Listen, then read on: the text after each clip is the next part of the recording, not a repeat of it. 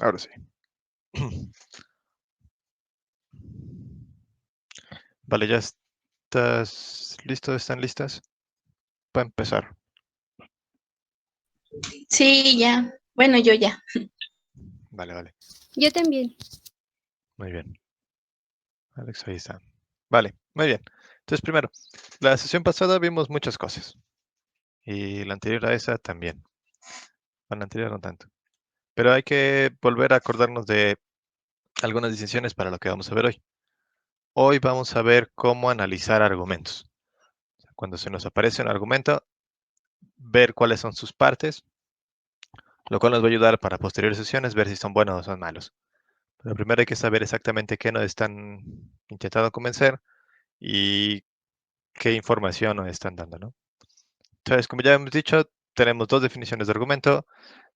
De estas vamos a utilizar ambas de forma indiscriminada, aunque para la parte, digamos, más teórica, la que está jalando es la segunda.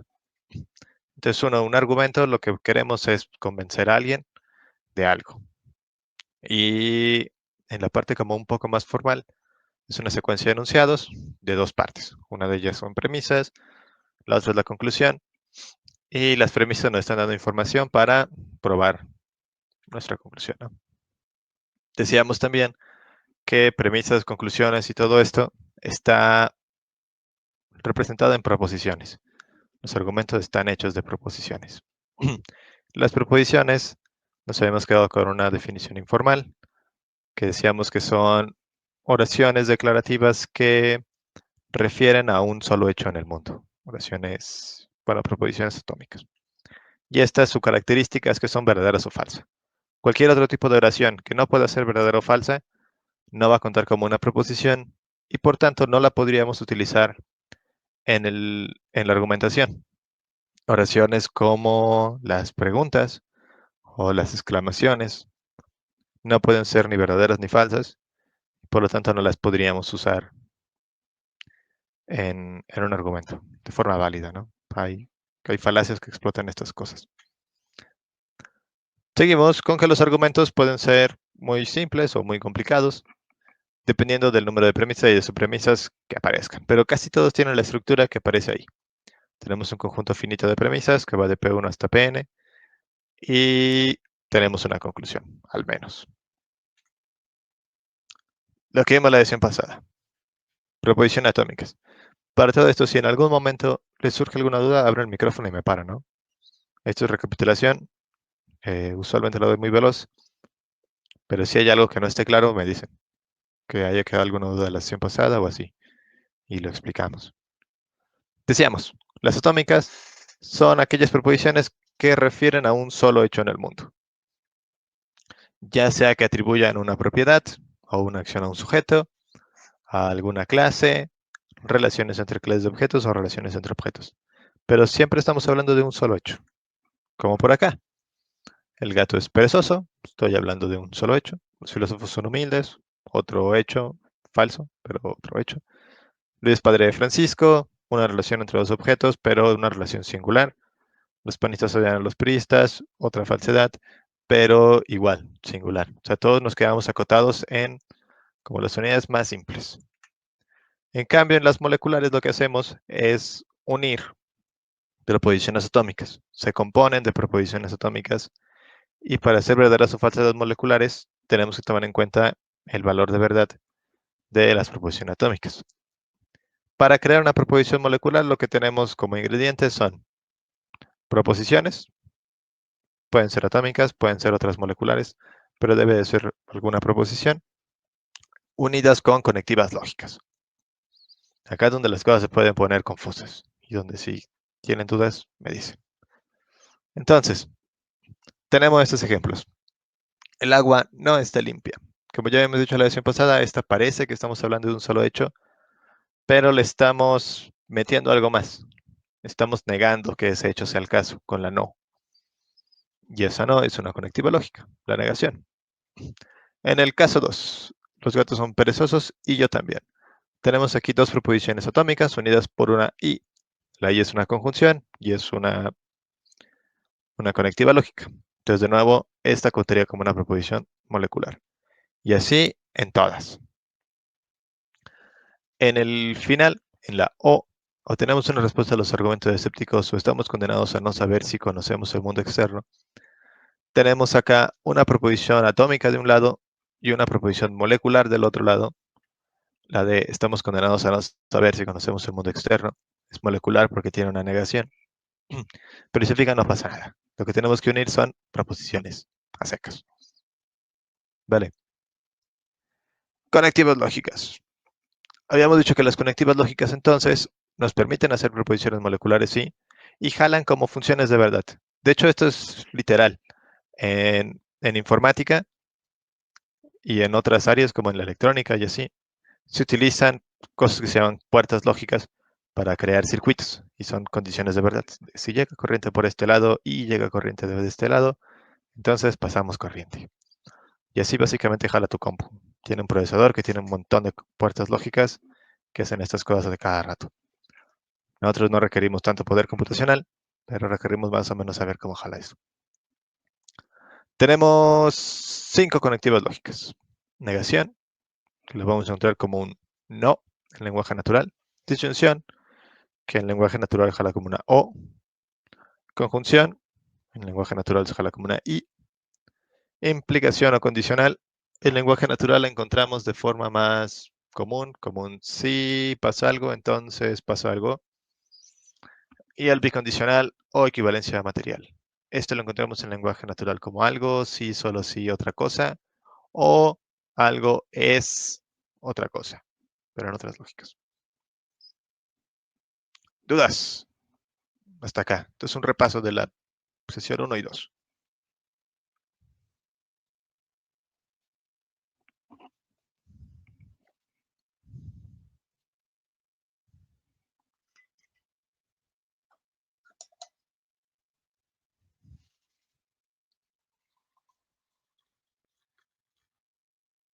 ¿Podrías dar un ejemplo de una conectiva? O sea, de la que sea no. Bueno, por ejemplo, de disyunción. Ajá.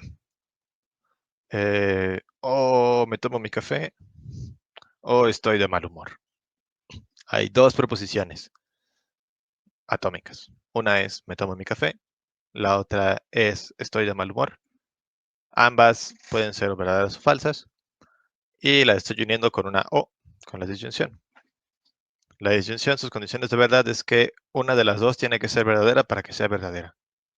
Entonces, si yo digo lo que acabo de decir, o me tomo mi café o estoy de mal humor, si es cierto que me tomo mi café o es cierto que estoy de mal humor, la proposición completa va a ser verdadera, va a ser falsa, solo si las dos son falsas. Si no me tomo café y no estoy de mal humor.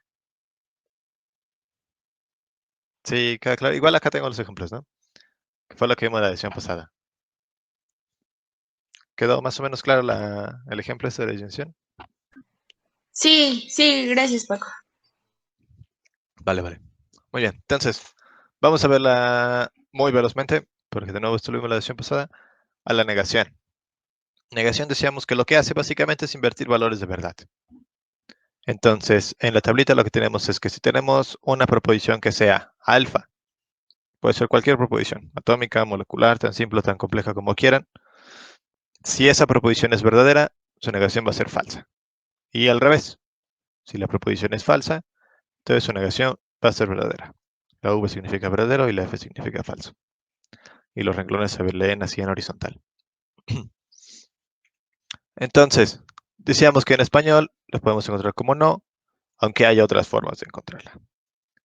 Una cosa importante es que proposiciones y sus negaciones lógicas son contradictorias. Y esto es algo que supone la lógica que estamos utilizando acá, que es como la lógica que usamos por default, porque la queremos para argumentar, ¿no? Eso, si yo digo Francisco no es alto, no puede ser verdadera a la vez que la proposición Francisco es alto. Es una de las dos es verdadera y la otra es falsa. No pueden ser ambas verdaderas o ambas falsas, ¿vale? Conjunción. La conjunción decíamos que jala como una I. Y de aquí en adelante, todas funcionan como funciones de dos entradas. Tenemos dos proposiciones. Alfa y beta de nuevo están para la proposición que sea. No importa qué proposición.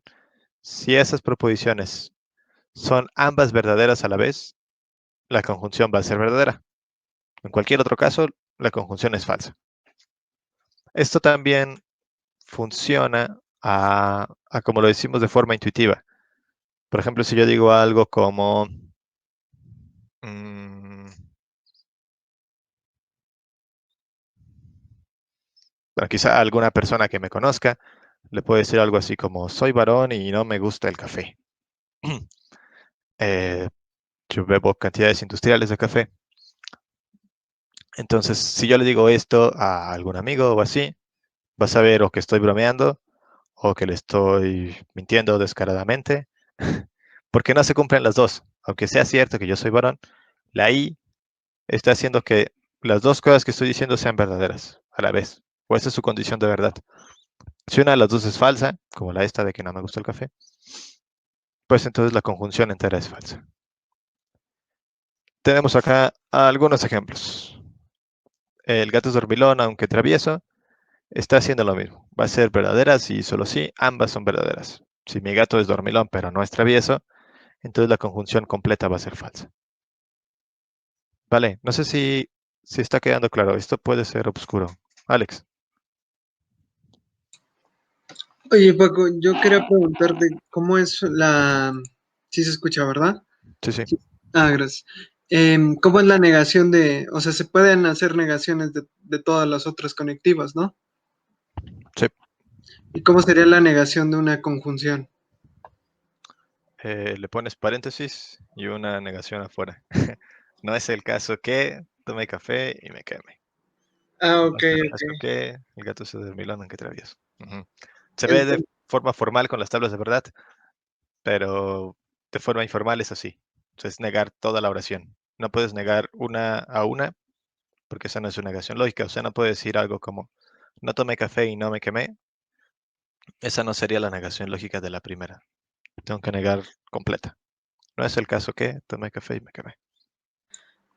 entonces, ¿sería verdad una negación de una conjunción en todos los casos en donde no se cumplan las dos? O sea, Exacto. sería lo inverso que lo Ujú. normal. Ok, Sí, porque invertimos condiciones de verdad. Sí, gracias. sí, sí. Bien, el último caso, el de este ejemplo al menos, el de Alex es historiador, pero no es aburrido. Acá está pasando una cosa rara que ya hemos dicho la vez pasada, que es que tenemos una implicatura conversacional.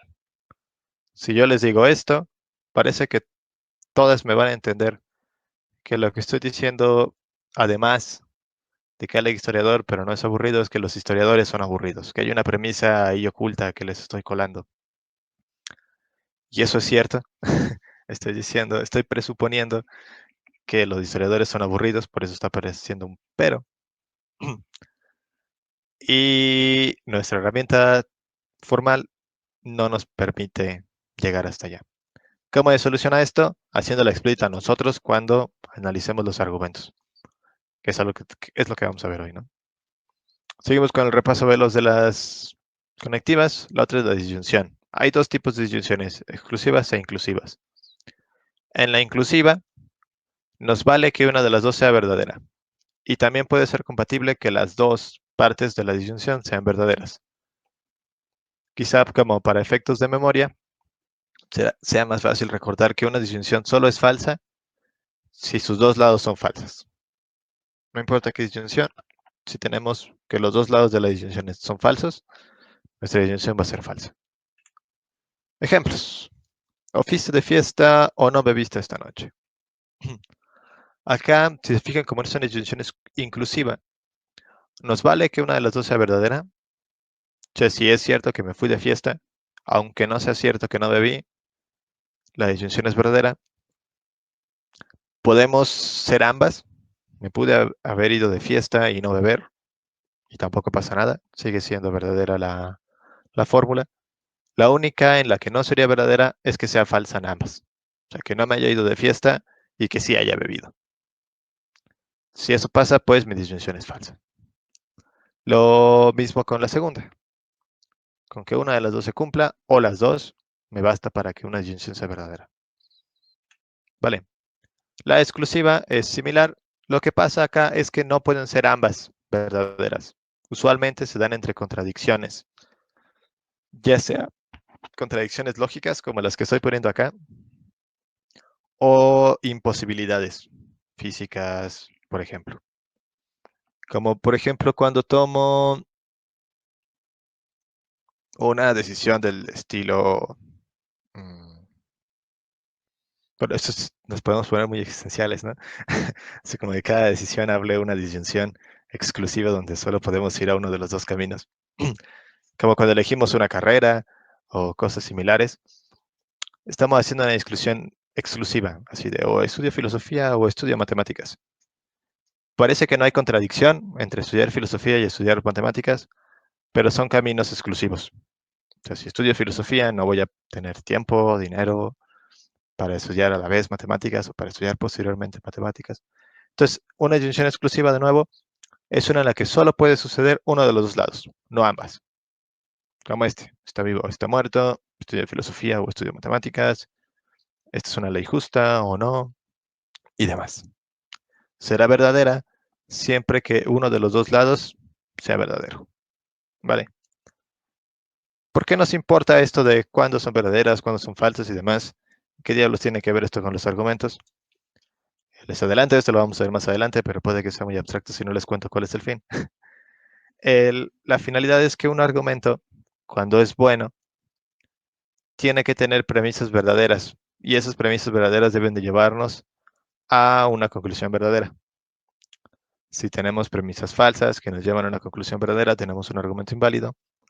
Y si tenemos al menos una premisa falsa en mi argumento, se cae. Lo podemos atacar por utilizar premisas falsas. Entonces es bueno saber cuándo expresiones complejas, como las proposiciones moleculares, son verdaderas o falsas, para sus fines, para que cuando hagan expresiones de este tipo, no creen oraciones falsas sin querer. Y para cuando estén contraargumentando, para cuando otras personas estén aventando este tipo de expresiones, puedes saber, pero mira, esta es una conjunción y uno de los lados es falso. Y por ahí puedes armar tu contraargumentación.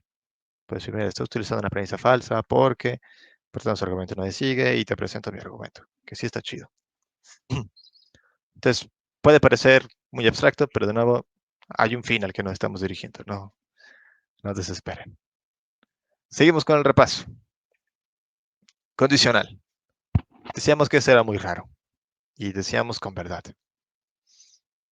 Lo que estamos diciendo acá, o lo que creo que la forma en la que podemos entender de forma más fácil el condicional es como esta relación entre condiciones necesarias y suficientes, donde el antecedente es una condición suficiente del consecuente, el antecedente es la parte de atrás y el consecuente es la que va después, y el consecuente es una condición necesaria. Habíamos dicho que una condición necesaria es algo que debe de suceder para que otra cosa suceda, pero que por sí sola no me baste. Y habíamos utilizado el ejemplo del fuego. Para que haya fuego debe de haber combustible. Eso es cierto. Entonces el combustible es una condición necesaria del fuego, pero no es suficiente porque no me basta solo con que haya combustible. Debe de haber otras cosas. Debe haber oxígeno, debe haber una chispa y muchas cosas más. No me basta solo que haya combustible. En cambio, una condición suficiente es algo que por sí mismo basta, como evidencia de que sucedió otra cosa o de que sucederá otra cosa. Siguiendo con el fuego, a la inversa, el fuego sería una condición suficiente para saber que hubo combustible. El mero hecho de que haya fuego nos permite inferir que tuvo que haber habido combustible. El fuego es condición suficiente de la existencia de un combustible. No sé si quede claro lo de condiciones necesarias y suficientes. Eso también es importante para luego y para el condicional.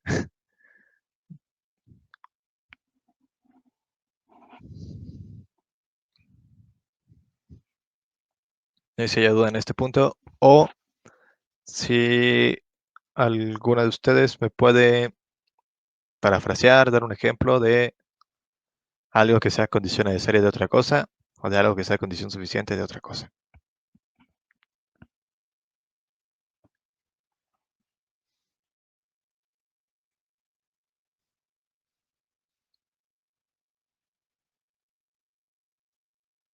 No sé, se me ocurre algo como si el cielo está nublado, lloverá. No sé, algo así. Ajá, ese es un condicional justo. Tipo, si pasa algo, entonces sucederá otra cosa. Lo que ese condicional está expresando es que el mero hecho de que el cielo esté nublado nos basta para inferir que lloverá. Y que el que llueva es una condición necesaria para que el cielo esté nublado, ¿no? Si analizamos la expresión en esos términos, pues podemos ver que no es el caso. Vamos a escribir en el Word. Es un muy buen ejemplo, muchas gracias. Si el cielo está nublado, entonces lloverá.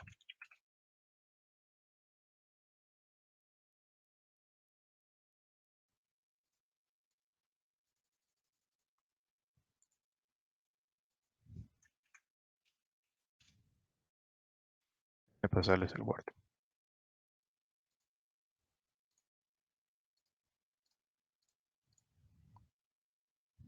Vale. Ahí lo ven pequeño, supongo. Ahí está, muy bien. Entonces, tenemos a nuestro condicional expresado acá. Si algo, entonces, una cosa. Lo que está atrás del entonces, a eso le llamamos antecedente. Y lo que está después le llamamos consecuente. Entonces habíamos dicho que lo que está expresando esto es que, bueno, está uniendo dos proposiciones. Una es el cielo está nublado. La otra es lloverá.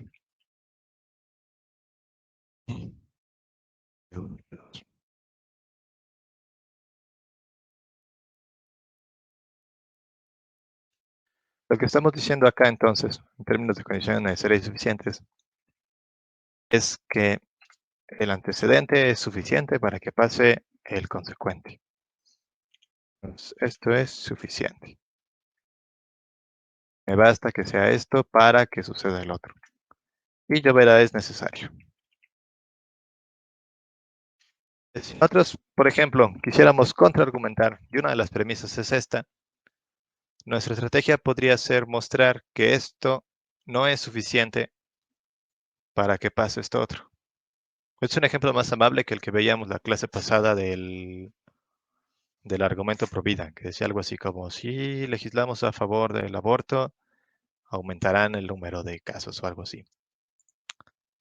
Esto es similar en algún sentido, como en su forma lógica. Lo que podríamos decir es, miren, hay muchos casos en los que el cielo está nublado pero no llueve. Está nublado por otras razones, o meramente eso. Pasa que está nublado pero no pasa que llueve.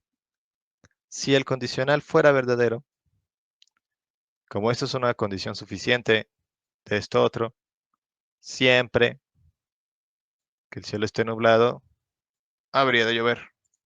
Y eso no pasa. Por tanto, este condicional no es el caso. ¿Vale? Y de nuevo, hay muchas cosas que se nos presentan en formas de condicionales, porque es una forma muy fácil de crear argumentos. Me estoy adelantando un poquito, pero esto lo que presupone es una regla muy común, que además utilizamos aunque no la conozcamos, que se llama modus ponens. El modus ponens es algo así como tenemos un condicional, tenemos el antecedente y de ahí sacamos el consecuente.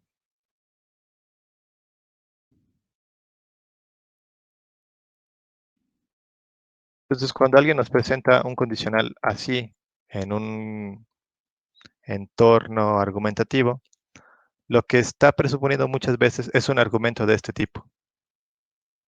Si el cielo está nublado, entonces lloverá. El cielo está nublado, por lo tanto lloverá. O sea, está presuponiendo esta cosa y está presuponiendo que va a pasar esto. Como el ejemplo que daba justo Alejandro de la vez pasada. De si legislamos a favor del aborto, entonces aumentará el número de casos. Lo que está haciendo este condicional de forma un poco tramposa es presuponer estas dos cosas. Legislar nos va a llevar a un aumento de casos. Y además está presuponiendo que eso no es deseable y así. Está presuponiendo muchas cosas. Pero Me desvié. ¿Quedó claro lo de suficiente y necesario? Sí. Vale. De nuevo, si ven que me estoy yendo por las ramas, párenme, porque me voy. Eh, y me puedo poner técnico o me puedo ir a otros lados que no nos interesan ahorita. Entonces, volviendo sobre el condicional. Esta es la tabla de verdad. El único caso, que es el que nos va a importar, en el que un condicional va a ser falso, es en el que vimos en el ejemplo. Tenemos un antecedente verdadero y un consecuente falso. En los términos de cosas que pasan, pasa el antecedente, pero no pasa el consecuente. Si eso sucede, nuestro condicional es falso. En todos los demás casos es verdadero. Aunque el caso 3 y 4 eran raros. Eso ya lo vimos la sesión pasada. Y no me quiero desviar más. La estructura es esta. Si pasa algo, entonces otra cosa. Algo sucede, solo si otra cosa. Algo es condición necesaria de otra cosa. Algo es condición suficiente de otra cosa. Y así. Por último, el bicondicional. Este tiene dos entradas también. De nuevo, estas entradas son proposiciones, ya sean atómicas o moleculares. Y lo que nos está diciendo es que dos casos son materialmente equivalentes. En términos formales, es decir, que tienen el mismo valor de verdad. En términos informales los podemos ver, y de hecho se ha usado en otro tipo de lógicas, como una relación de identidad. De algo es idéntico a otra cosa. La tabla es esta. Un bicondicional va a ser verdadero, sí, solo sí. Sus dos proposiciones tienen el mismo valor de verdad. O sea, si las dos son verdaderas o si las dos son falsas. Si pasa de otro modo, pues no va a ser el caso. En español, el sí solo sí se suele encontrar más como en escritura académica, al menos nunca en una conversación informal alguien me ha dicho, bueno, aquí sí solo sí, no sé qué. Lo más normal es que utilicemos algo como siempre y cuando, pero aparece, o sea, está por ahí. Son los ejemplos de estaremos carne asada siempre y cuando haya un buen clima. Lo que estamos diciendo acá es que se tienen que dar las dos cosas. O sea, si hace buen clima, va a haber carne asada. Eso es el caso. Y va a haber carne asada solo si hay buen clima. Si una de las dos no se cumplen, por ejemplo, si no hay buen clima, pues entonces no va a haber carne. ¿Vale? La dos quizás sea más clara. Me titularé de mi carrera, sí, solo sí, cumplo con todos los requisitos. Estoy diciendo lo mismo. Va a ser verdadera, sí, solo sí, ambos lados son verdaderos. Si uno de los dos es falso, ahí ya falló. Por ejemplo, si me titulo sin cumplir con todos los requisitos, parece que el bicondicional era falso. Que hay otros modos de titularme sin cumplir con todos los requisitos. Y al revés, si cumplo con todos los requisitos y no me titulo, parece que el bicondicional es falso. El caso raro podría ser con que ambos sean falsos. O sea, que no me titule y no cumple con todos los requisitos. Pero si se fijan, eso no lo falsea. Lo que está diciendo es, si los cumples, te vas a titular. Pero pues tú no los has cumplido y no te has titulado. Eso es más evidencia a favor de mi bicondicional. Dudas en estas cosas raras de las conectivas lógicas. No, Paco. Bueno, a Vale, mí sí me quedó claro. muy bien. Vaya, Alex. A mí también me quedó claro. Muy bien. Entonces vamos a hacer un ejercicio, que es el ejercicio que quedó pendiente la vez pasada. Se los iba a mandar de tarea, pero la experiencia me dice que no hacen tareas y que igual es más útil que si es su primer acercamiento estemos aquí entre todos, ¿no? Entonces vamos a ver varias proposiciones. Lo que van a hacer es, me van a decir qué conectiva está ahí y bajo qué caso sería verdadero o falsa. Vale, entonces por ejemplo si les aparece una disyunción, me pueden decir, miren, esta disyunción está entre esta proposición y esta proposición. Y como es una disyunción, solo va a ser falsa si las dos son falsas. Y ya está. ¿Sí? Y si les aparece alguna duda, pues me dicen y la resolvemos. El orden en el que van a aparecer va a ser como aparecen en mi pantalla. Arbitrariamente, en mi pantalla aparece primero Maya, luego Alex y luego Leslie. Entonces vamos así. Entonces, Maya, Teresa no habla bien inglés. ¿Qué está pasando en esa proposición? Se juntan dos. Ay, olvidé cómo se llaman, pero. Ah, es molecular, Ajá. porque primero dice que Teresa habla inglés, pero él no, pues otorga otra acción. Entonces las dos preposiciones son que Teresa habla bien el inglés, pero con el no. Bueno, el no es la otra acción. Entonces es una oración molecular. Bueno, Proposición molecular, sí. preposición molecular. Ujú. Todo bien. Salvo que, digamos, el no está haciendo una acción, sino como que le está atribuyendo cosas diferentes. Está haciendo algo sobre la oración, no como sobre el mundo. Lo que está haciendo es negarla. Se lo estamos haciendo algo extra a, a la oración, que es negarla. Ok. Ujú. Porque justo esta es de una sola entrada. Entonces solo me basta, digo, solo se aplica a una proposición. Entonces, bien. Alex. Voy. La segunda, Laura fue a Guerrero y Gonzalo también. Es una conjunción, está uniendo dos proposiciones, que es Laura fue a Guerrero y la otra proposición es Gonzalo fue a Guerrero. Ujú. Y no sería verdadero si, por ejemplo, ninguno de los dos fue a Guerrero, si Laura fue a Guerrero pero Gonzalo no, o al revés, si Gonzalo fue a Guerrero y Laura no. Solamente sería verdadera si Laura y Gonzalo fueron a Guerrero. Exacto. Todo bien. Tomaste toda la tabla de verdad. Todo bien. La siguiente le tocaba a Leslie, pero se fue. No sé si ahorita vuelva. Se la vamos a guardar. Eh, Maya, la 4. Si México no califica al mundial, entonces Cristian se deprimirá. Eh, es, bueno, es una conjunción comparativa porque las dos preposiciones que hay es que México no califica al mundial y que Cristian se deprimirá. Y la condición se da por el sí del principio. Y la causa, bueno, como la consecuencia de que México no califique, se da por el entonces. Ujú. Bien, este es un condicional. Se llama condicional material. Y justo, lo que estamos diciendo es que si pasa que México no califica al mundial, entonces Cristian se deprimirá. ¿Recuerdas cuál es la condición de verdad de esta? O sea, ¿cuándo sería Eh, verdadera y cuándo sea falsa? Cuando una de las dos sea falsa, Eh, en bueno, algún no, sentido sí, pero una es en específico. cuando la segunda sea falsa, ¿no?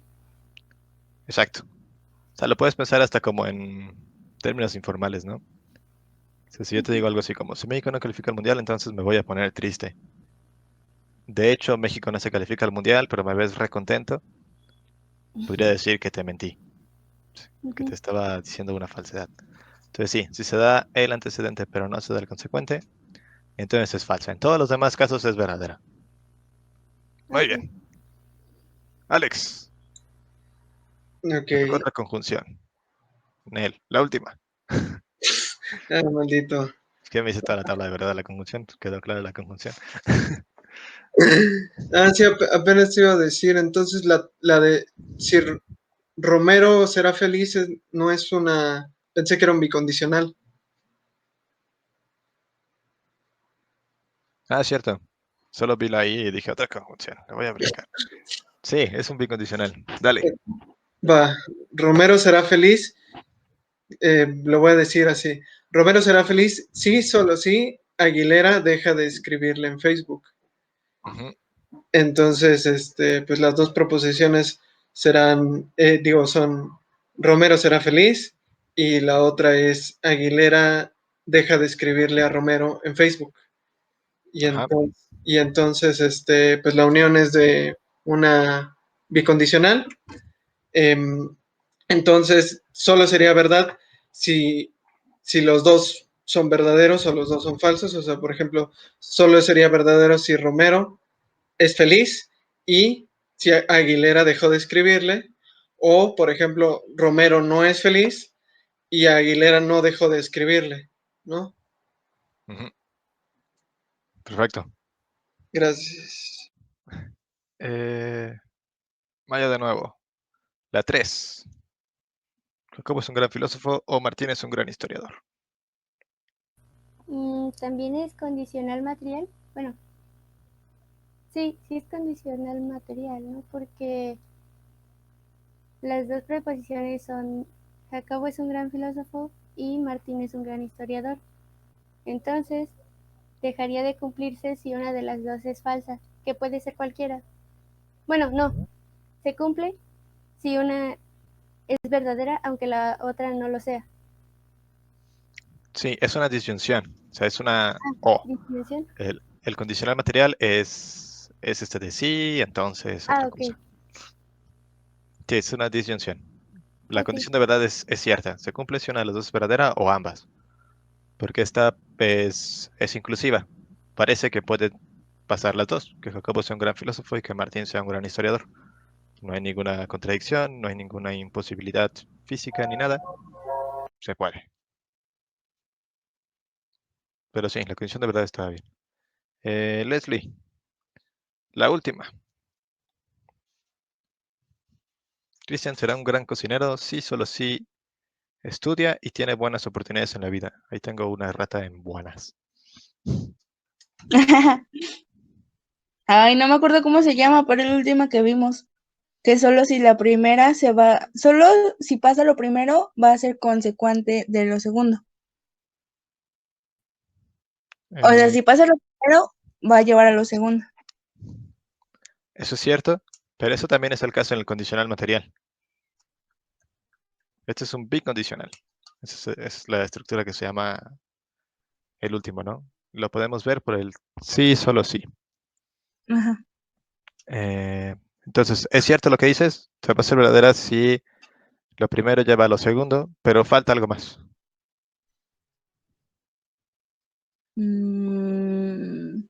Como que algo más, pues, ¿no sería eso que dijiste del sí, solo sí? Que eran las características, ¿no? Sí, esta es verdadera. Digamos, sí, solo sí. Ah, pero hay Eh, varias, ¿no? sí, hay. Porque una es sí, solo sí, estudia y tiene buenas oportunidades en la vida. Ajá. Sí, esta es tramposa. Les puse y tuviste mala suerte que te tocó. Entonces, muy bien. Primero vamos a ver cuántas conectivas hay ahí. Ya vimos que tenemos el sí, solo sí. Eso es cierto. Pero ¿aparece alguna otra? Y Ah, aparece ahí también una conjunción. Entonces, ¿qué pasa ahí? ¿Cómo lo analizamos? Vamos a hacer vamos a tomar las condiciones del bicondicional, vamos a tomar las condiciones de la conjunción. ¿Cuál es la conectiva central? O sea, como la principal. Hay una que está uniendo toda la oración en completa y hay otra que está uniendo un pedacito. Entonces, ¿cuál es la que está uniendo todo y cuál es la que está uniendo el pedacito?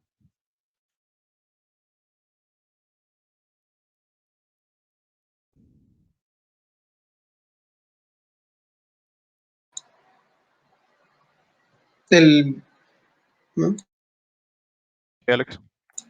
Perdón. El bicondicional es el central y la conjunción es el del fragmento, pedacito. Sí, eso es cierto. Pero vamos a ver si... Vamos al Word, que justo se las puse para lo que sigue. Es otra de estas.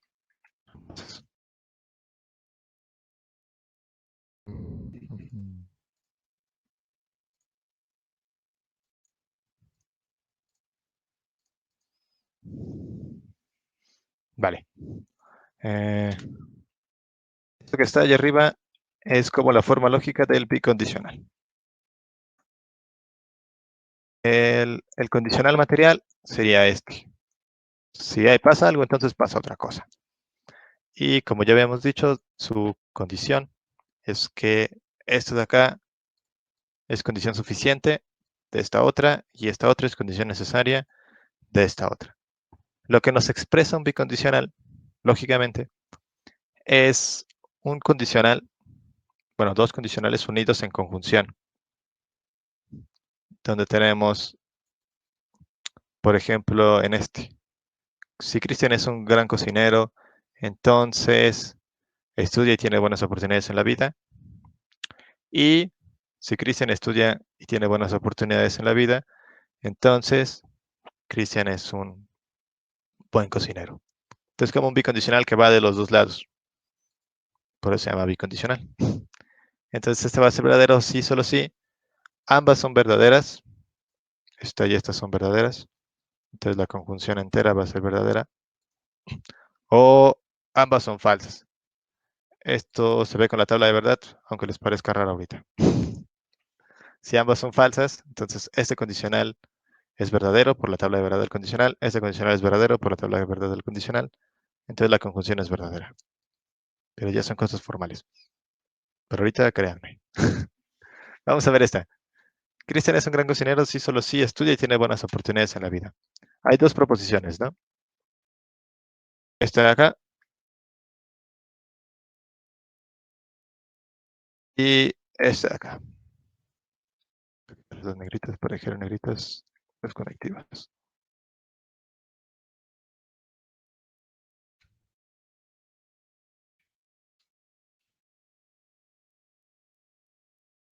¿Todos de acuerdo hasta acá? Sí, Vale. Entonces, parece que lo que nos está diciendo acá es justo si solo si pasan estas dos cosas, Cristian va a ser un gran cocinero, ¿no? Si estudia y tiene buenas oportunidades en la vida, va a ser un gran cocinero. Lo que nos podría confundir sería este ahí que aparece acá. ¿Y se acuerdan? Nuestro bicondicional lo que une son dos proposiciones, a secas. Podemos unir, y así cualquiera de dos entradas. Podemos unir atómicas o podemos poner molecular. Cuando aparecen más de una conectiva en algún argumento, que es lo normal, que aparezcan un montón, lo que tenemos que hacer es identificar cuál es el central, cuál es el principal, justo. ¿Qué es lo que está uniendo todo? ¿Y qué es lo que está uniendo partecitas? Lo que esté uniendo todo será el central, lo que esté uniendo partecitas serán los secundarios, que quizá estén ahí para marcar las proposiciones. Vale.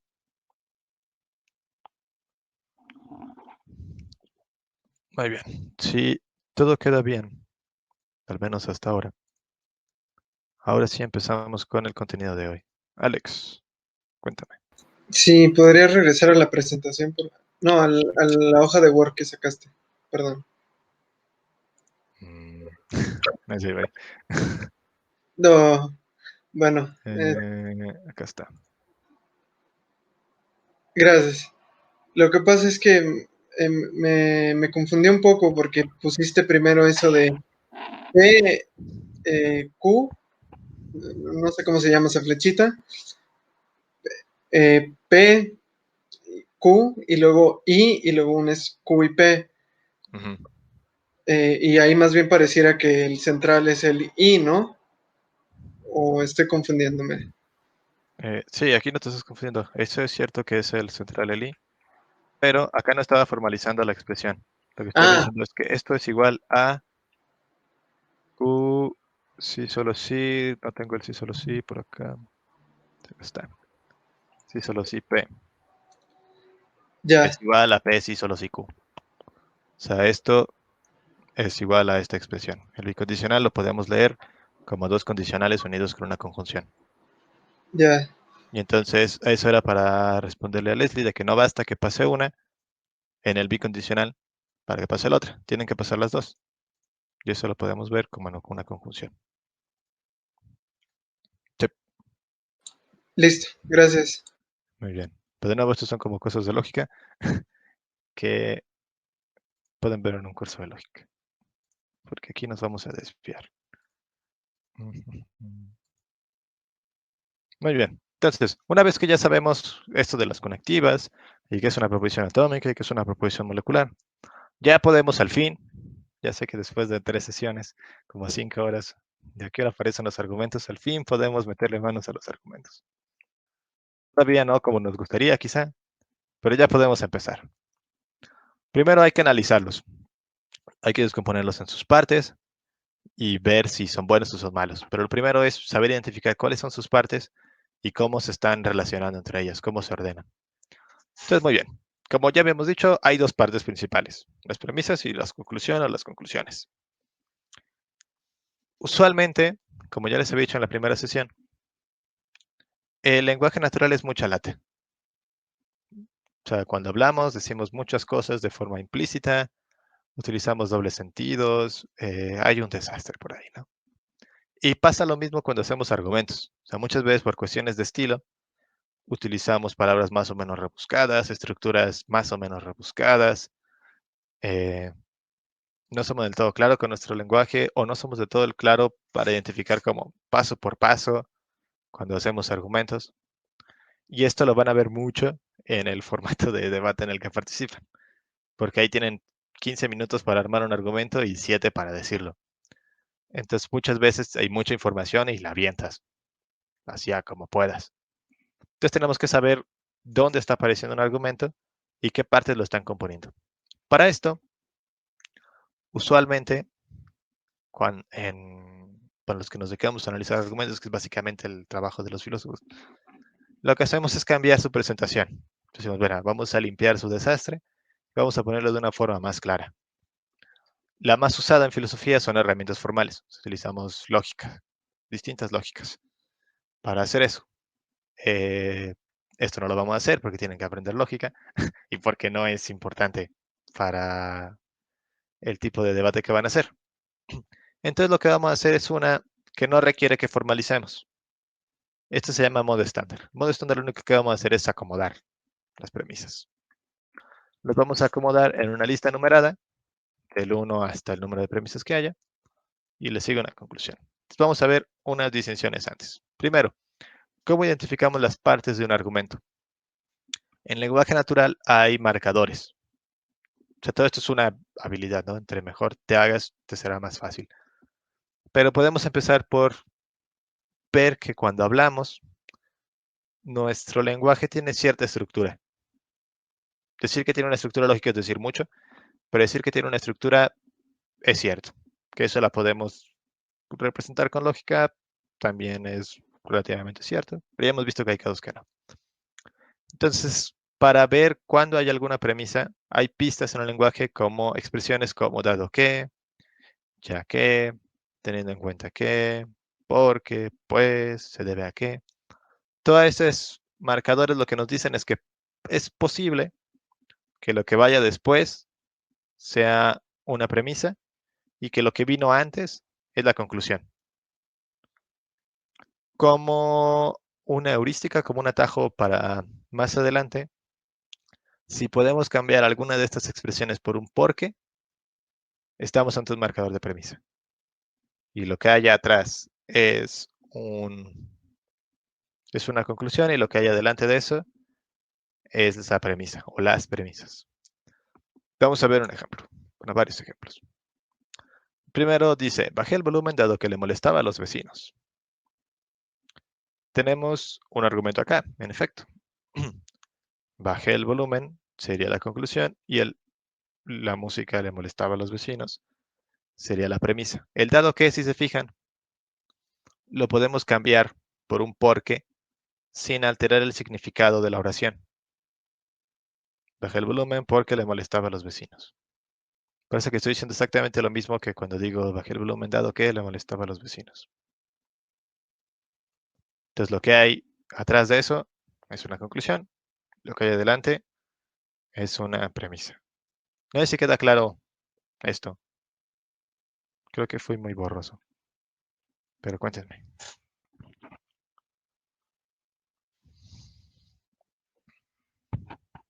Alex. Creo que a mí sí me queda claro. Ah, perdón. Sí, sí, dale. Muy bien. Leslie. Sí, sí, igual. Ok. La segunda oración es similar. Le di de comer a mi gato, teniendo en cuenta que me dormiría temprano. La conclusión sería le di de comer temprano a mi gato. La premisa es sabía que me iba a dormir temprano. Podemos cambiar ese teniendo en cuenta que por un porque y parece que estamos diciendo lo mismo. Le di de comer temprano a mi gato porque me dormiría temprano. Y no estoy cambiando el significado. Si se fijan acá, la relación es distinta a la de un condicional. O sea, no estamos viendo que hay dos premisas, bueno, dos proposiciones unidas por un marcador en este caso, pero no parece ser un marcador lógico. O sea, parece que esto no es una conectiva lógica. El dado que, porque, teniendo en cuenta que, sino que es otra cosa. Y es cierto que es otra cosa. Es un tipo de relación que ya veremos, porque nos podemos poner muy técnicos. Entonces, para ahondar en que la lógica no nos sirve para formalizar todo el lenguaje.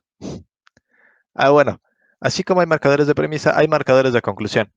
Estos marcadores lo que nos dicen es que es posible que lo que sigue sea una conclusión y lo que hubo atrás son premisas.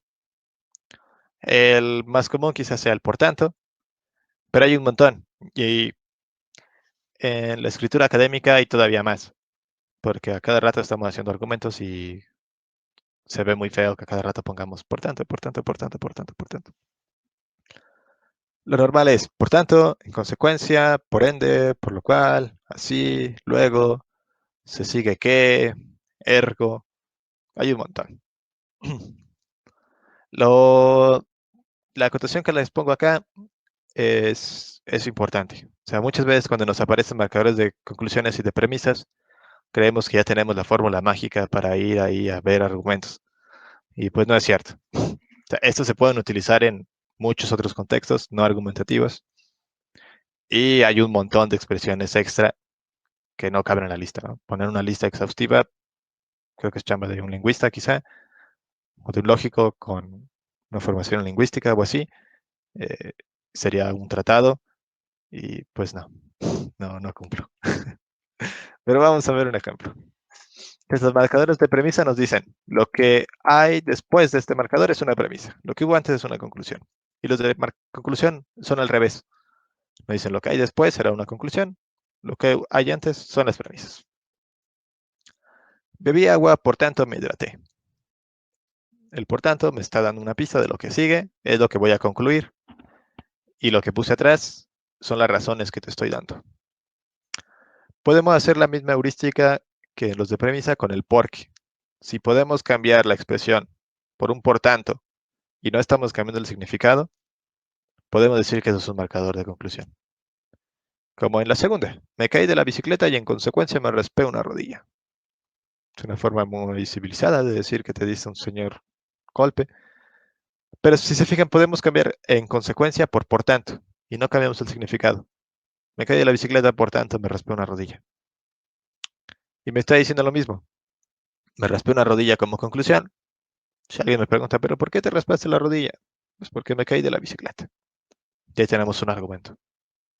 Recuerden, un argumento y tenemos que dar al menos una razón para justificar alguna afirmación. Yo estoy afirmando que me raspé una rodilla. Alguien me dice, ¿pero por qué te la raspaste? ¿Por qué me caí? Te estoy dando al menos una razón. Y pues esto ya cuenta como argumento. Si bien estos parecen ejemplos de juguete, lo que quiero que vean es que los argumentos están en todos lados.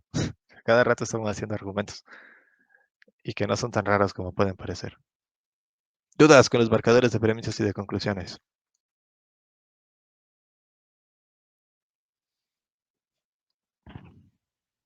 ¿Está bien? Vamos bien, vamos bien. Muy bien, muy bien. Sí, todo bien. Vale, vamos al modo estándar.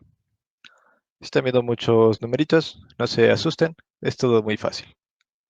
Una vez que ya sabemos qué está pasando en nuestros argumentos, ya sabemos cuáles son las premisas, cuáles son las conclusiones, cuáles premisas son moleculares, cuáles atómicas y demás. Ahora lo que hacemos es reordenarlas de una forma más clara.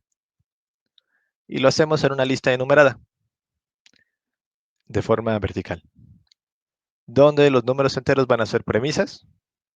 Las fracciones pueden ser subpremisas. Recuerden que las subpremisas son premisas para apoyar a las premisas mismas. Y ponemos abajo de una línea la conclusión. De este modo. Premisa 1, premisa 2. Si esa premisa 2 estoy dando razones a favor de la premisa 2, no de la conclusión general, son subpremisas. Entonces sería premisa 2.1, premisa 2.2. Así hasta el número de premisas que tengamos. Y tenemos la conclusión. Entonces vamos a ver el ejemplo este de las drogas. La hemos visto en la sesión 1, ¿no? Tenemos, se dice que el uso de drogas expande la conciencia, pero mi conciencia ya es bastante grande y no quiero expandirla más. Es por ello que no uso drogas. Acá, cuando lo analizamos, vemos que hay un es por ello que podemos cambiar por un por tanto y no cambiamos el significado. Por tanto, no uso drogas. Entonces, esto ya nos dice, lo que hay después de esa expresión es la conclusión y lo que hubo antes son las premisas. Ya sabemos entonces que no uso drogas será la conclusión y que lo que hay atrás serán las premisas. Y nos ponemos a ver cuáles son. Tenemos que el uso de drogas expande la conciencia, es una afirmación singular sobre el mundo. Pues tenemos aquí una proposición atómica, premisa 1. Pero, esa es una conectiva lógica, ya hemos visto que es una I. Y mi conciencia ya es bastante grande y no quiero expandirla más. Tenemos aquí otra proposición. Mi conciencia ya es bastante grande, proposición 2. No quiero expandir más mi conciencia, proposición 3. O la podemos unir. Mi conciencia es bastante grande y no quiero expandirla más, como proposición 2. Una vez que ya sabemos las partes, las reordenamos y la ponemos así. El uso de drogas expande la conciencia. Mi conciencia es ya bastante grande y no quiero expandirla más. Por tanto, no uso drogas. Si se fijan, es mucho más claro. Ahora que ya la tenemos de este modo, a cuando la teníamos así, en lenguaje natural. Esto es un desastre, quién sabe qué está pasando. Limpio, bonito. Sabemos, Como claro. una suma, Sí, algo así. como una suma. Justo. Ya la tenemos acá en bonito y sabemos cómo está llevando. Esto es bueno por claridad, es cierto. Pero también es bueno para ver si las premisas de hecho me llevan a la conclusión. Muchas veces cuando está en lenguaje natural, el estilo, la retórica, me puede hacer que me pierda. Ya no me acuerdo qué estoy intentando concluir. Cuando concluyo digo, sí, supongo que sí, concluyó bien. Una vez que ya lo limpiamos, decimos, parece que esas premisas no se sigue su conclusión. Y podemos atacar más fácil. Entonces, modo estándar nos sirve por claridad, para ver bien qué está pasando, cómo se relacionan las premisas entre sí. Y además, a la hora de construir argumentos, nos sirve mucho para construir argumentos. Mi recomendación sería que cuando hagan sus argumentos, los hagan en modo estándar. Ya cuando los presenten, le meten todo el estilo que quieran. Pero cuando los formúlenlos en modo estándar. Uno, es más rápido. No tienen que escribir 3 párrafos para poner 2 premisas. Eso es bueno porque tienen un tiempo muy limitado en el formato BP. Entonces, claro, y pueden ver si su argumento está bien hecho o no. Y tienen como la listita para cuando los estén atacando, decir, pero mira, yo puse como refuerzo, qué tal o cual. Modo estándar es amor, es lo que les quiero decir. ¿Dudas en el modo estándar? No, todo bien. Muy bien. No. Otra acotación. Como les decía en el caso de Alex es historiador, pero no es aburrido. Muchas veces con el lenguaje decimos otras cosas que no están explícitas. O expresiones que no están completas, como lloverá, que es solo el verbo conjugado.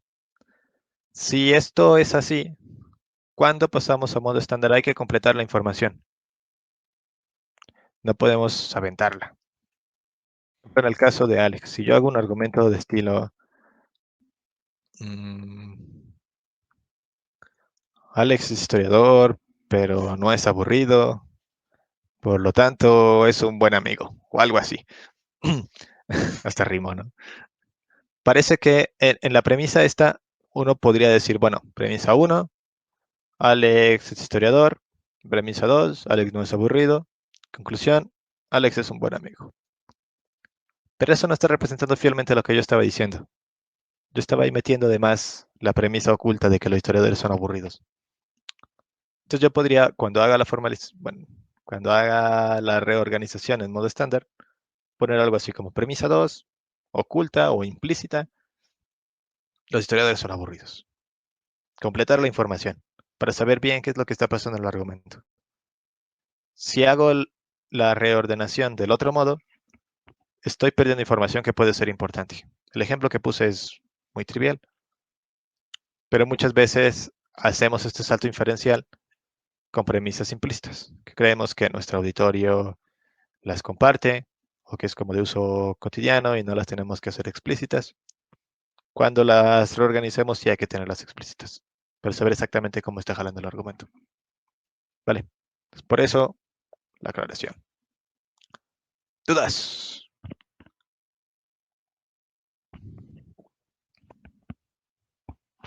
No. Alex.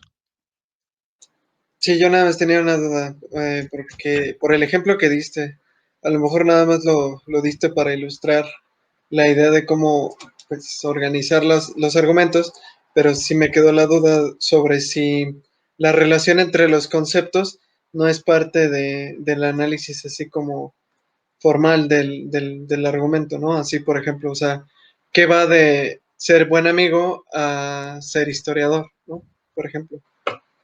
Sí, ahí tienes toda la razón. De hecho, cuando di el ejemplo dije, pero ese argumento es re malo. Y es justo por eso, porque parece que no hay relación entre ser historiador o no ser aburrido. Bueno, el no ser aburrido parece que sí hay relación con ser amigo, pero no el de ser historiador, o que los historiadores sean aburridos. O sea, y eso a mí que me importa a la hora de elegir un amigo. Entonces, cuando esté el argumento, uno puede decir, de esas premisas no se sigue la conclusión.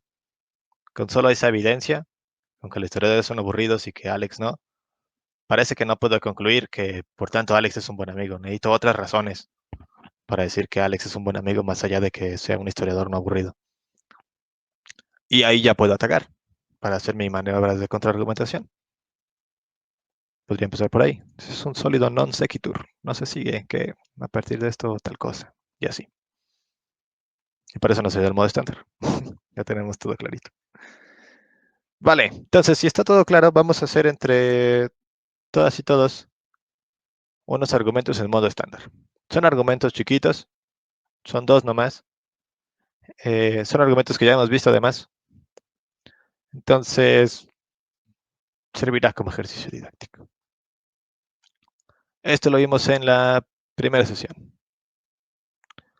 Todo poder es necesariamente impositivo, pues el poder se funda en mantener la normalidad. Y para mantener la normalidad se necesita usar la fuerza. Pero al usar la fuerza sin poner ciertas restricciones. Déjenme pasar al SolidWorks mientras vayan pensando cuál es la premisa, cuál es la Una duda. conclusión. Sí, ¿Tienen que ser dos nada más? ¿los qué? ¿Como dos puntos que lleven a la conclusión? ¿Dos premisas? No, ¿O por qué más? es una lista finita. No podemos procesar cantidades infinitas de información, pero es tan grande como sea necesaria. O sea, el Ah, ejemplo que siempre les doy es la tesis, ¿no? Usualmente una tesis, la que sea, es un argumento gigante que intenta probar una hipótesis, menos la de Alex. Esta hipótesis es la conclusión y hacemos todo un tratado para llegar a esto. Entonces, todo lo que decimos en la tesis técnicamente son las premisas para llegar a mi conclusión. Entonces, es un argumentote, pero pues, es un argumento, es finito. Algún día se tiene que acabar. Hay esperanza. ok, ¿Vale? ok. Muy bien. Entonces, vamos a el Word.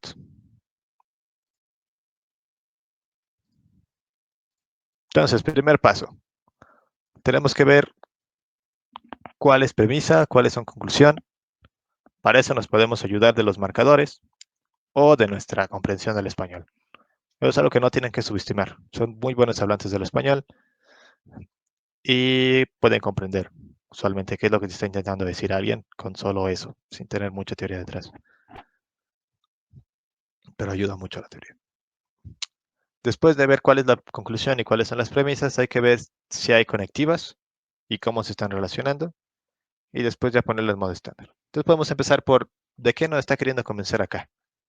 Quien sea que ha hecho este argumento. ¿Cuál es su conclusión? Pues la conclusión está al principio, ¿no? Donde dice que todo poder es necesariamente impositivo. Exacto. Algo que nos puede ayudar, además de nuestra capacidad del español, es ese pues. Ese pues está funcionando como un marcador de premisa. Pónganse negritos. Lo que nos decían los marcadores de premisa, si se acuerdan, es lo que sigue después, es una premisa, lo que estuvo antes, es muy probable que sea la conclusión. Y justo así fue. Entonces, ¿cuáles son las premisas? O la premisa.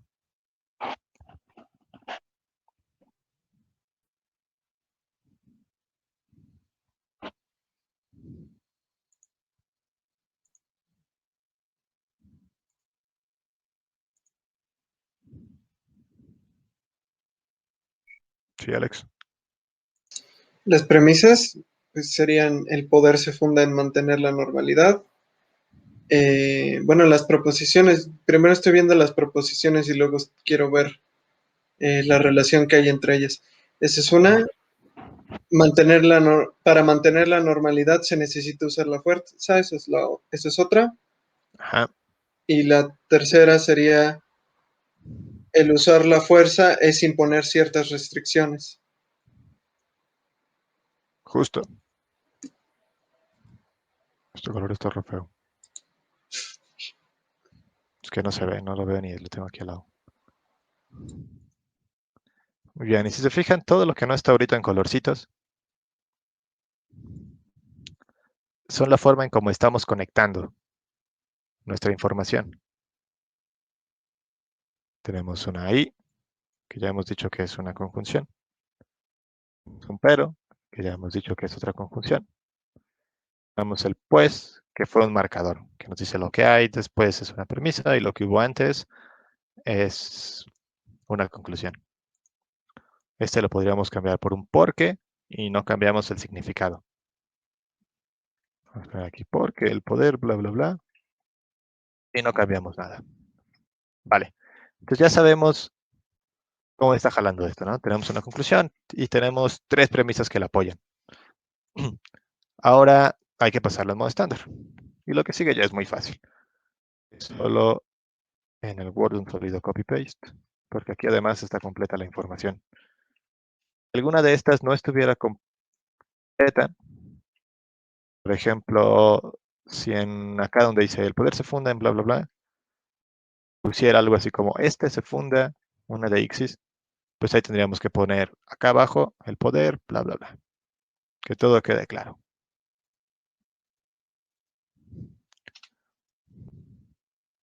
Ahora, ustedes podrán estar pensando, pero si ahí tenemos una I, tenemos un pero, ¿por qué no me estás poniendo las I y el pero en el modo estándar? ¿Para qué me aventaste el choro de las conectivas y bla, bla, bla? Si luego las vas a ignorar. Es una objeción válida. Y la respuesta es que la lista está unida por is. Estamos diciendo 1 y 2 y 3. Por tanto, C. Ahí ya se presupone en el listado que aquí hay is. Por tanto, todo pero necesariamente impositivo.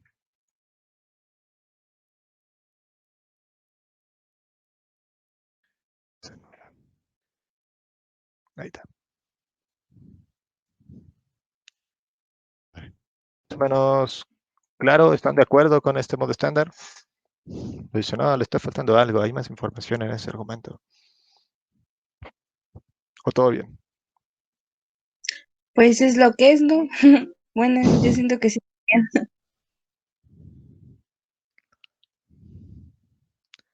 Muy bien, ahora que ya lo tenemos, vamos a adelantarnos un poquito y ¿qué les parece el argumento? ¿Les parece que 1, 2 y 3 nos basta para llegar a C? ¿O que le harían falta algo más? Intuitivamente, todavía no les he dicho nada de que es un buen argumento y que no.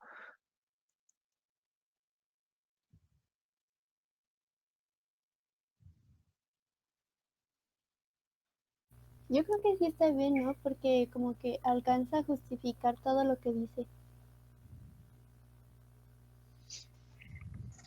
Sí, justo ahí se fijan, este argumento, una pista de lo que les voy a decir luego, es que es cierto que la conclusión se tiene que seguir de las premisas y para eso es muy importante en los argumentos deductivos como este, que la conclusión ya esté dentro de la premisa, de las premisas. Entonces, por ejemplo, aquí tengo dos conceptos con los que me estoy peleando, que lo estoy relacionando. El de poder y el de ser impositivo. Diciendo todo X que sea poder será necesariamente impositivo. Tengo que hacer entonces esta relación entre poder e impositivo. Es la relación que quiero probar. Y lo que hace es una cosa que se llama un silogismo hipotético. Entonces, miren, el poder tiene esta propiedad, la de mantener la normalidad. Y mantener la normalidad tiene otra propiedad, que es que debemos de usar la fuerza. Y por definición, usar la fuerza es imponer ciertas restricciones. Y por definición, imponer ciertas restricciones es ser impositivo. Por tanto, todo poder es necesariamente impositivo. Se sigue todo bonito. Y eso quizá no nos quedaba tan claro acá en el texto. Pero una vez que ya lo tenemos en modo bonito, ya vemos. Decimos, ah, es cierto, este argumento está bien hecho. Vamos a ver el otro.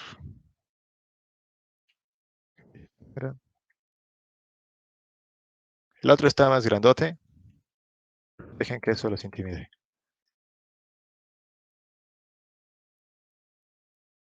El argumento de Sócrates sobre el miedo a la muerte. Este además creo que cuando se los presenté lo analizaron muy bien. Entonces no debería de haber problema. Muy bien.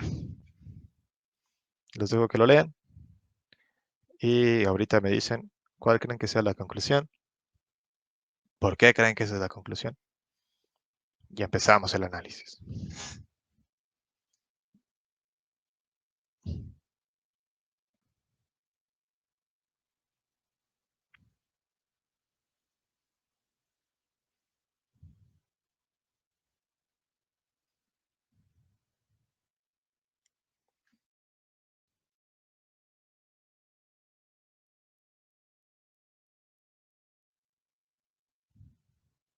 Leslie, ¿cuál crees que sea la conclusión?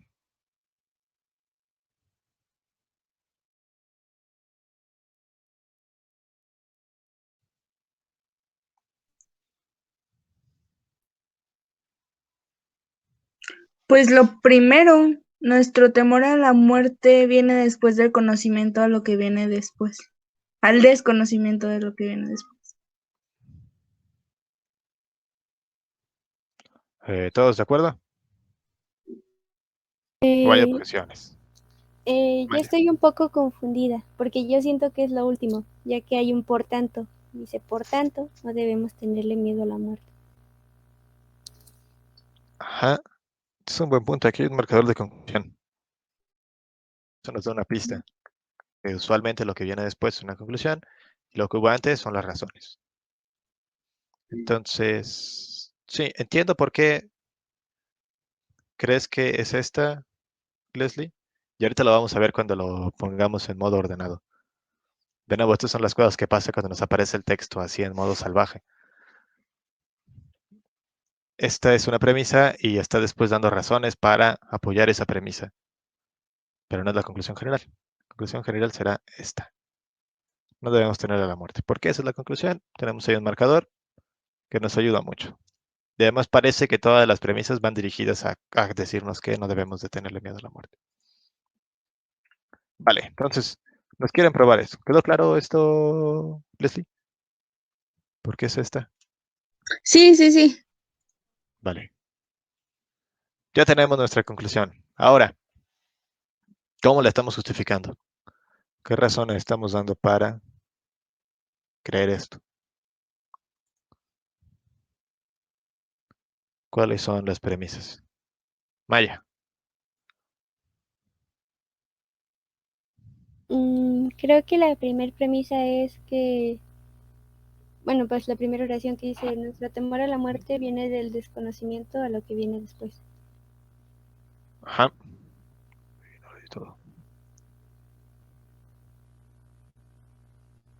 Ahora tenemos aquí una sólida de Ixis. Ante esto está refiriendo a otra cosa. ¿A qué estoy refiriendo? A esta oración 1. Ante esto lo que está diciendo, dado que le tenemos miedo a la muerte, dado que nuestro temor a la muerte viene del desconocimiento de lo que viene después, hay dos posibilidades. Y aquí hay dos posibilidades. Nos está dando una pista de que lo que nos sigue es una disyunción. O pasa algo o pasa otra cosa. Hay dos posibilidades. Voy a poner en un verde más claro. Bueno, eso no.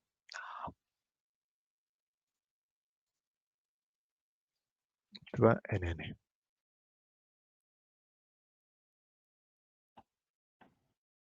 La vida continúa de algún modo o no. Y aquí es donde tenemos nuestra disyunción. O pasan dos cosas. O la vida continúa, este color está re feo también. O la vida no continúa.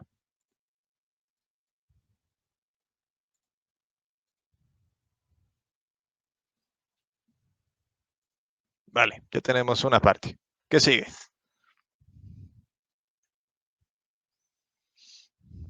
¿Cuál es la siguiente premisa, Alex?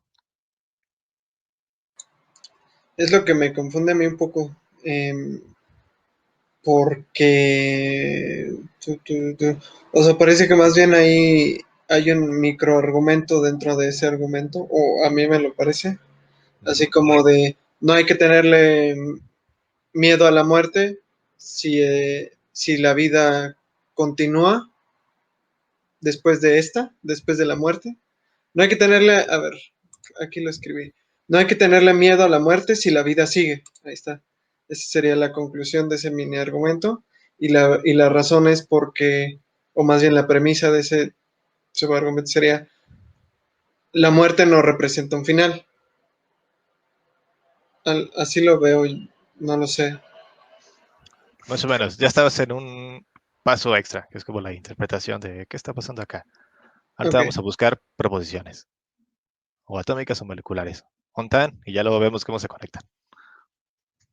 Entonces, acá aparece otro marcador importante. Sí, entonces.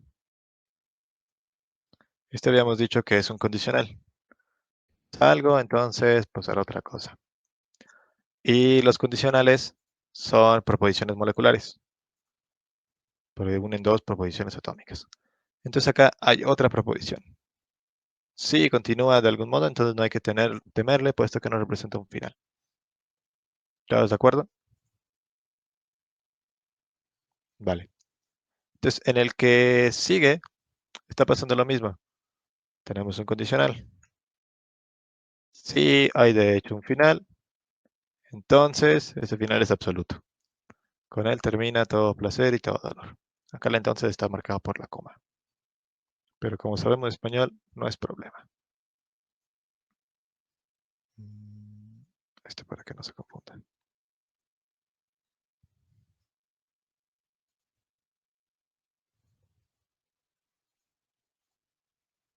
Vale. ¿Hay más premisas todavía? Sí, lo siguiente. Lo que dice es preferible no tener dolores que tenerlos. Y después como que lo explica. Bueno, explica esa premisa. Ajá. Esto es un dado que la vida implica tener dolor y la muerte no tenerlos. Entonces la muerte no representa algún mal. Y tenemos otra premisa.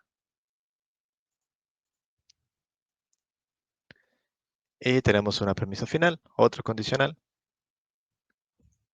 que nos dice, si no representa algún mal, entonces no hay que temerle. Por tanto, no hay que temerle a la muerte. Muy bien, ya sabemos qué información nos está dando. Ya hemos marcado qué relaciones lógicas hay por acá y así. Ahora lo que tenemos que hacer es, ¿cómo diablos a partir de esto llegamos a esto? De nuevo, el texto puede parecer muy raro y puede parecer todavía más raro si no saben de filosofía, por ejemplo, si no conocen el texto del que sale esto. O sea, pasen el contexto, porque es importante acá. Y eso es cierto, y también es cierto que eso les va a pasar a cada rato en el formato BP. En el formato BP aparecen, digamos, premisas, que son las mociones, de las cuales probablemente no sepas nada, porque primero llegas ahí sin saber cuáles van a ser las mociones, y después son súper variadas. O sea, pueden decir algo así como, esta casa argumentará a favor del utilitarismo, y te vienen en un slide más o menos de qué trata el utilitarismo. O esta casa argumentará a favor de la energía nuclear en México. Probablemente no sepas nada sobre energía nuclear en México, pero sabe hacer argumentos, y eso nos basta.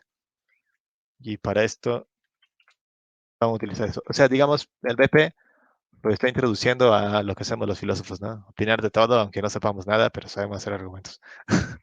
Básicamente eso se van a dedicar. Vale, entonces, tenemos muchas premisas y tenemos poquito tiempo. Nos vamos a organizar rápidamente.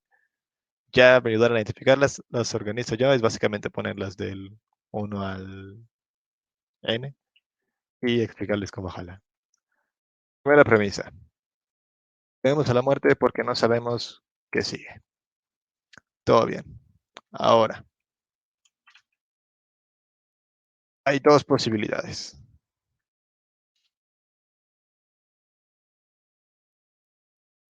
Es esta. La vida continúa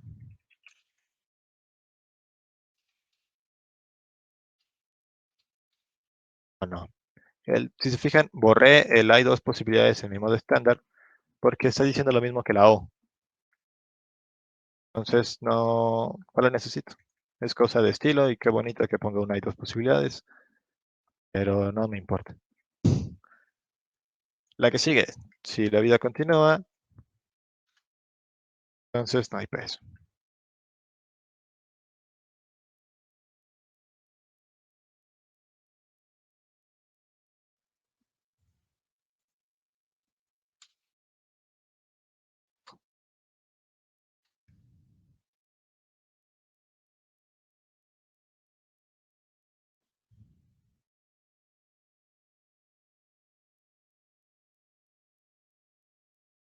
Ahorita las arreglo.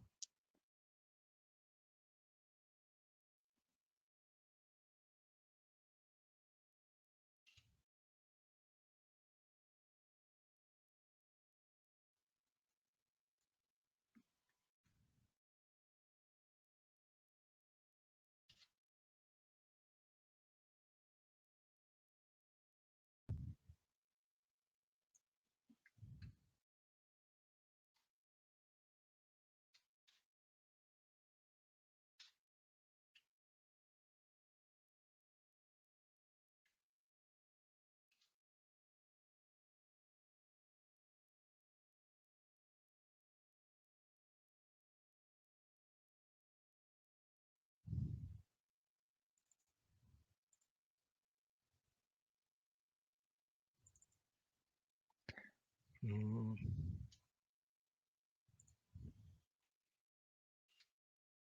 Acá hay que rellenar la información. Acuérdense que si en algún punto el texto estaba refiriendo a otra cosa, eso se va a perder cuando la pasemos a modo estándar. Ya no tenemos la cohesión que teníamos en el texto y ya no vamos a saber a qué se refiere cuando dice esto. O si continúa, hay que completar la información para que nos quede claro. Entonces no hay que temerle a la muerte.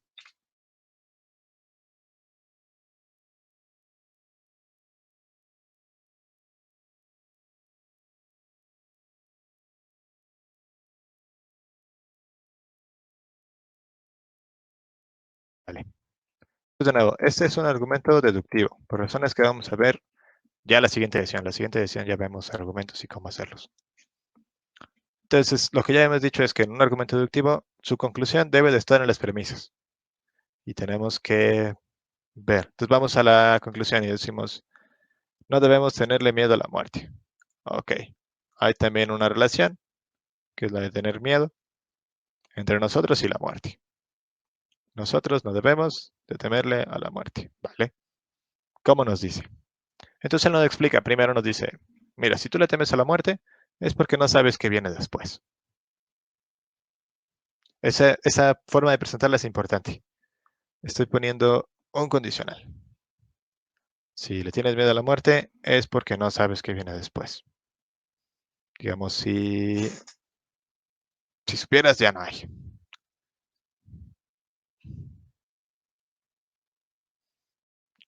Ok. Este es 1.1. Pero acá Sócrates hace una maniobra que dice, bueno, vamos a utilizar nuestros poderes lógicos. Vemos que solo hay dos valores de verdad, entonces solo hay dos posibilidades. O la vida continúa o no. No es totalmente misterioso lo que pasa después de la muerte. La vida continuará de algún modo o no continuará de algún modo. Puedes decir, bueno, sí, Sócrates, eso no me dice mucho sobre qué pasa después de la muerte. Pues vale, tenemos dos opciones. Entonces lo que hace ahora es probarnos cómo estas dos opciones, no hay ningún problema con ninguna de esas. Dado que no hay ningún problema con ninguna de las dos opciones, qué pasa después de la muerte, y nuestro temor a la muerte viene del desconocimiento de lo que viene después de la muerte, ahora ya te muestro qué es lo que vendrá después, y no hay pez, por tanto no deberíamos de tenerle miedo. Y empieza con condicionales con cada uno de los dos lados de la disyunción. Si hay dos opciones, vamos a ver qué pasa si sucede la primera. Si la vida continúa, no hay pez. ¿Por qué? Pues la vida continúa, ¿no? No es un final. Acá hay una premisa oculta, que sería, le tememos a la muerte, puesto que representa un final. La podemos poner aquí como una 2.1.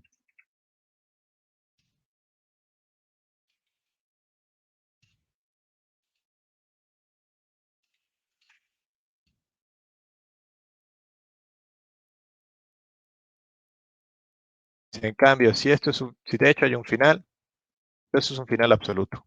Con él acaba todo placer y todo dolor. Se acaba todo al carajo. Y se pone a argumentar sobre eso.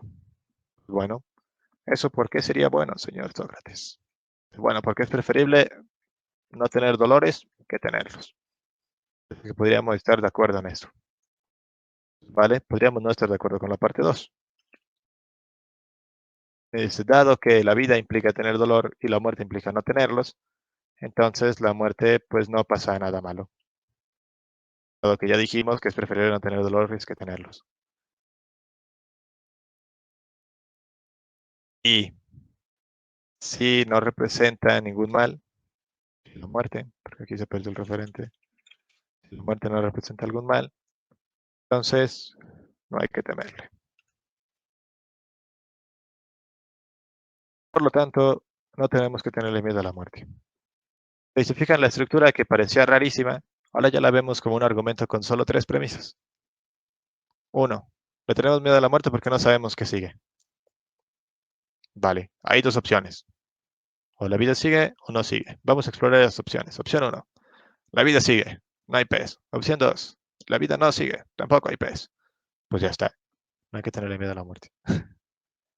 Y ya está todo claro. Ahora, si nosotros estamos en desacuerdo aquí con nuestro amigo Sócrates y decimos, pues no me convence, yo quiero seguirle teniendo miedo a la muerte. Ya tenemos todas las premisas con las que está utilizando su argumento. Si lo queremos atacar, podríamos concentrarnos en atacar alguna premisa. Podríamos atacar esta premisa oculta, o podríamos atacar esta, que parece que está haciendo una maniobra media tramposa aquí, y atacar su argumento. Y de nuevo, el modo estándar ahora ya nos sirve para tenerlo claro y saber por dónde tirar los golpes. Entonces, dudas en el modo estándar, que ya me pasé de tiempo.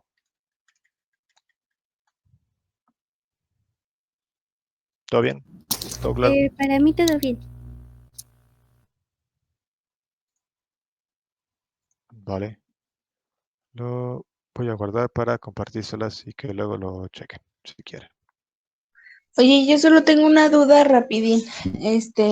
Por Ajá. ejemplo, o sea, se tiene que poner tal cual, ¿verdad? No es como que puedas como resumirlas o comerte palabras. Tiene que ser tal cual. Sí, esto por cosas de claridad, o sea, como lo que queremos es ser claros, A veces podemos ser redundantes, eso es cierto, pero vamos a ser claros. Lo que puede pasar, por ejemplo, acá es si perdemos la referencia, como cuando utiliza las de ISIS, que no sabemos a qué está refiriendo esto, esta, bla, bla, bla. Puede que cuando volvamos a ver el argumento no sepamos a qué diablos está hablando, porque perdimos la cohesión del texto. Y eso puede ser complicado cuando revisemos nuestros apuntes o así. Entonces, sí. Podrías ahorrarte algunas palabras, podrías resumir, pero hay que estar consciente que al resumir vamos a perder información. Y esa información puede ser importante para el argumento en general. Puede que no. O sea, sí podemos quitar cosas. Por ejemplo, yo quité el... Ante esto hay dos posibilidades, que es cosa como de estilo. Es una de las cosas que tenemos que hacer cuando vemos argumentos es ver cuál es el argumento y cuáles son las cosas que están ahí de relleno. Puse argumentos que no tienen relleno, pero hay muchos que sí tienen relleno. O sea, basta ver los discursos políticos o así, que se van por un lado y por otro y distraen del punto central. Entonces, ¿se puede resumir sobre el texto gigante? Sí. ¿Se puede resumir sobre el argumento? No, porque podemos perder información. No, ok, ok. Gracias. Vale, igual vamos a ver otros ejemplos luego. Hoy ya no. Vale, notas finales. Esto es una habilidad, entonces hay que practicar. Vuelvo a insistir en que hay que hacer ejercicios. Pueden hacerlo, por ejemplo, cuando estén peleando en Facebook. Así hacer al modo estándar el argumento de mi oponente. Van a ver que también les va a ayudar a tener claridad y a contestarles de forma más cool. O en sus... Cuando estén haciendo lecturas para sus carreras y demás, los papers usualmente son argumentativos. Entonces pueden ver, a ver, ¿qué diablos me está diciendo este señor? Es una muy buena herramienta también para analizar textos académicos. Puede que esté oscura la redacción. Modo estándar, queda todo claro. Y tu nivel de comprensión va a ser más alto. Otro como anuncio, durante el paso de la semana me pueden enviar argumentos que se encuentren en video o en texto para checarlos en clase. Y o argumentos que ustedes hayan analizado y me pueden decir, ¿qué tal está este análisis? ¿Está bien? ¿Está mal? ¿Le faltó algo? Y así. Lo de hoy es probable, bueno, la siguiente sesión ya vamos a empezar con argumentos. Todo esto son como las previas y pues es importante que queden claras. Entonces, si tienen dudas, pues me escriben, ya sea WhatsApp, no sé si tengan mi correo, pero pueden escribirme a WhatsApp sin problemas. Y ya. Si no hay más dudas, pues gracias por venir. Ya quité la presentación. Les subo el video a YouTube, les subo las diapositivas al Drive y asumo que al rato les mando ejercicios para por si los quieren hacer. Déjame parar la grabación.